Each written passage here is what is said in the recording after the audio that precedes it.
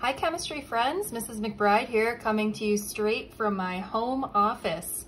I miss you guys, and I really wish that I was able to see you at least one more time this year, so hopefully I can see everybody on Meet this week.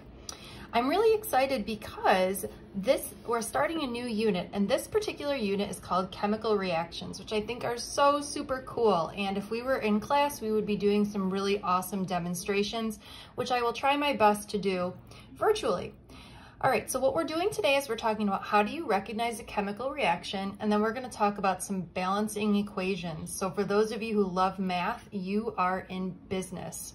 All right, so first thing we're going to talk about is how do you recognize a chemical reaction?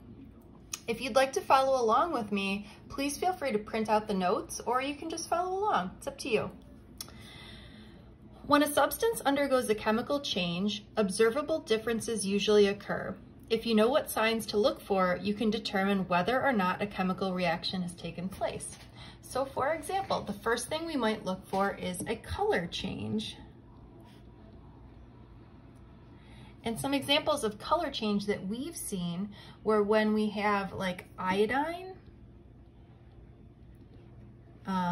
with something that has starch. And we would see that it would change from that red-brown to that like sort of dark blue or purple color. Another way that you could recognize a chemical reaction is something called precipitation. Now, I'm not talking about like rain or snow, but I'm talking about like when you wash your hair in the shower and then you all of a sudden see that sort of soap scum.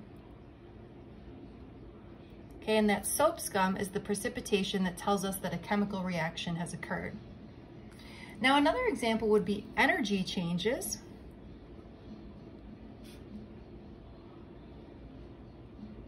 Okay, an example of that might be if something catches on fire, if you're grilling, something like that. Next one would be you would have an odor change.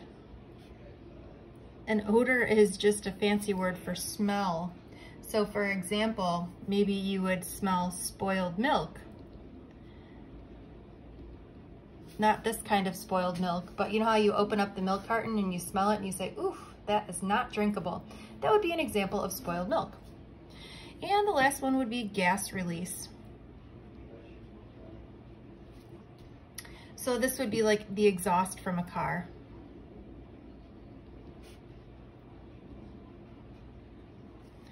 Okay, so which of the following illustrate chemical changes?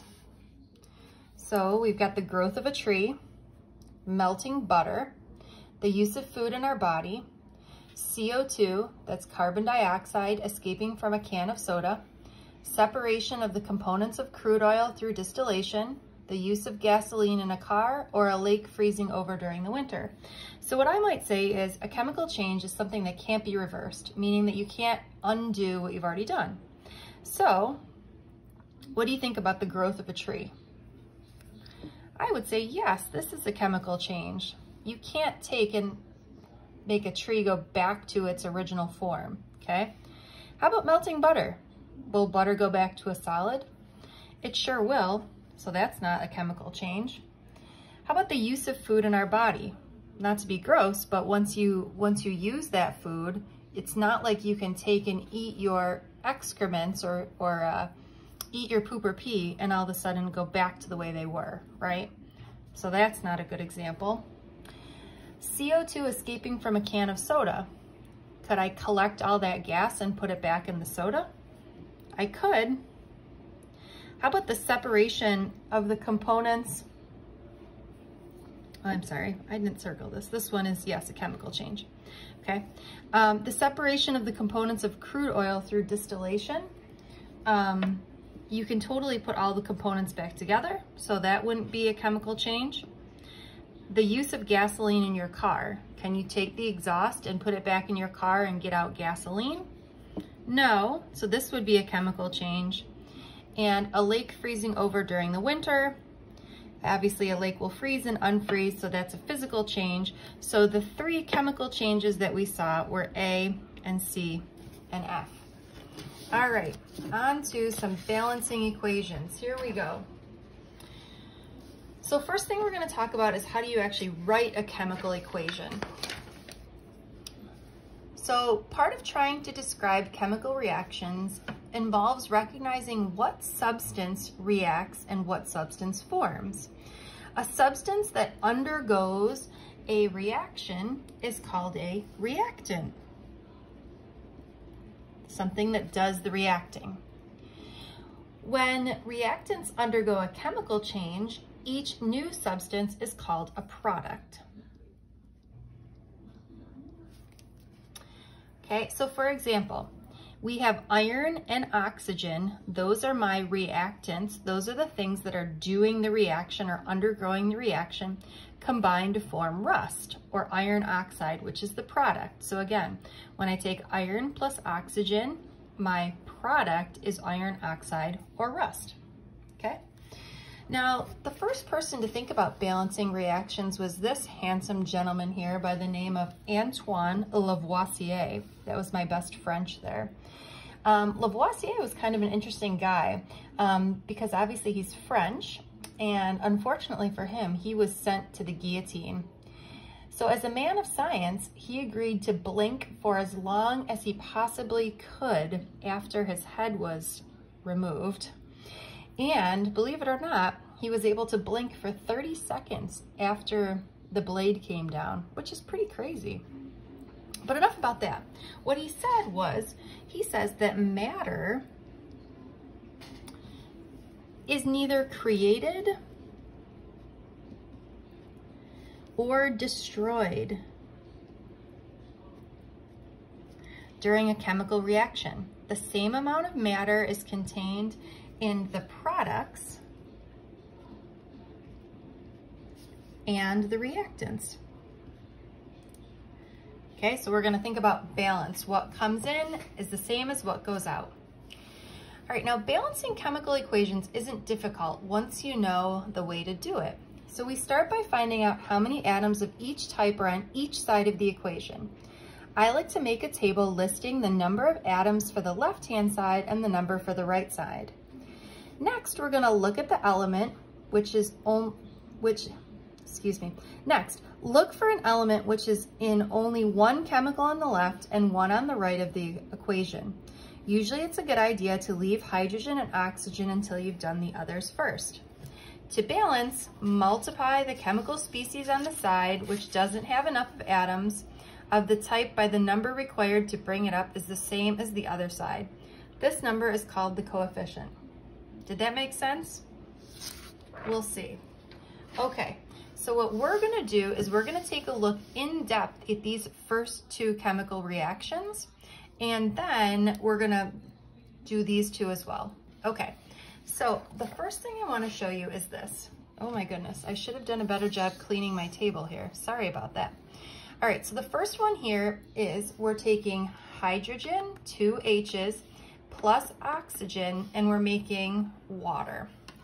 Okay, so this is basically saying if I take 2 H2s plus an O2, how many of these do I need to balance? Okay, so what I did was I made some visuals here. So there are 2 H2s, okay, and I've got 1 O2. So if I were to write this down, how many H's do I have on this side, on the left-hand side or on the reactant side? I hope that you see I have 4 H's. Okay, and how many O's do I have? I have 2 O's, okay? So I need to figure out what happens. This is the symbol for the reaction is occurring. How many do I balance over here? Okay, so, well, let's try 1. Okay, so if I have 1 H2O, that means I have how many H's here? Well, this case would be I would have 2 H's and 1 O. Does this balance? I hope you're saying no, there's not enough H's or O's. Okay, so let's try to add another. okay? How many H's do I have now? 1, 2, 3, 4. Okay, that balances. How many O's do I have? 2. That balances. Okay, so this would be an example of a balanced equation because I have the same number of H's on both sides and the same number of O's. So how many of these groups or of these compounds do I have? Okay, well, I have 2 of them. So in order to balance, I would write 2 up here. Okay, so let's write some of this here in our notes.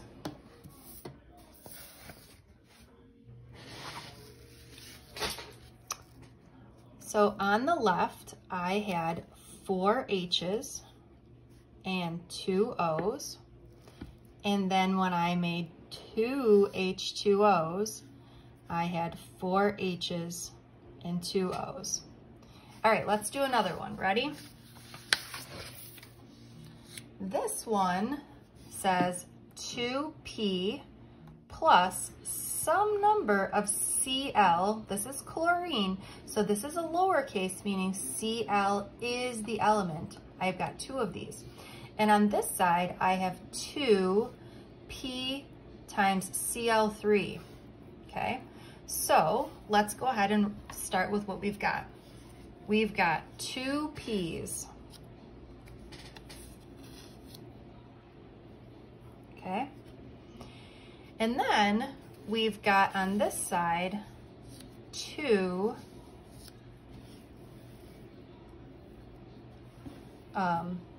PCl3s. Okay, so let's count. So over here, I've got 2 P's. Over here, how many P's do I have? 2. Okay, so the P's are balanced. Let's see if we can figure out how to get the Cl2s balanced. So right now I have 1, 2, 3, 4, 5, 6 Cl's. So over here, I also need to have 6. But remember, these only come in groups of 2. Am I balanced? No, because this is only 2. But I need 6, right? Am I balanced? Nope. Am I balanced? Yes, I am. Okay, because over here, now I have 6 Cl's, and over here, I also have 6 Cl's. Now, does the number 6 go here? No, because these come in groups of 2. Okay, so how many groups of 2 do I have? I have 1, 2, 3 groups of 2. So the number 3 goes here. Or if you think about it, 3 times 2 gives you 6. Okay, so let's take a look and write this down. So again, on the left, I had 2 P's, and I put the number 3 here to give me 6 Cl's. And then over here, I also had 2 P's and 6 Cl's. Now, what happens if you don't have cutout letters? Okay, well, let's do one like that, okay? So let's go ahead and draw this over here. So this one says I have 4 NAs plus some number of O2s is gonna give me 2 NaO2s, okay? So I'm gonna start by drawing 4 NAs.